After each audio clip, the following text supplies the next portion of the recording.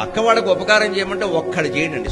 సాంఘిక సంక్షేమ హాస్టల్స్ లో పాలు లేక ఏడుస్తున్నారు, బట్టలు లేక ఏడుస్తున్నారు. ఈవేళ పత్రికలో కూడా మీరు చూస్తుంటారు, రేంజల్ అన్న చోట జడ్పీ హై స్కూల్ పిల్లలు రోడ్డు మీద కూర్చున్నారు కంచాలు పట్టుకుని.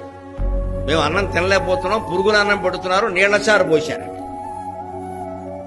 ఒక్కొక్క హై స్కూల్లో మధ్యాహ్న భోజన పథకానికి నేను డబ్బులు ఇస్తానని మొక్కుకోండి, మీ కాళ్ళకి నేను దండం పెడతాను ఇక్కడ, అది మొక్కుకోండి. అది ఎవడో మొక్కడండి.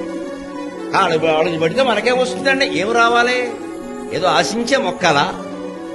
ఏమీ రాకుండా మొక్కలేమా? దేశంలో అంత పేదవాళ్ళు చదువుకుంటూ బలహీన వర్గాలు వాడికి ప్రైవేట్ స్కూల్లో ఫీజు కట్టలేక, గవర్నమెంట్ పాఠశాలలో చదువుకుంటూ అన్నం లేక ఏడుస్తూ, అక్కడ అన్నం పెడుతుంటే తినలేకపోతుంటే ఈ పాఠశాల మధ్యాహ్న భోజనం ఖర్చు నేను భరిస్తాను అని ఒక్క జమీందారు అనలేడా? ఈ సొమ్ము అలా ఖర్చు పెట్టలేడా? 1000 గుళ్ళు కట్టిన దానికంటే ఇది పుణ్యం. మీకు నమ్మినా మంచిదే, నమ్మకపోయినా మంచిదే, ఇది సత్యం, ఇదే సత్యం.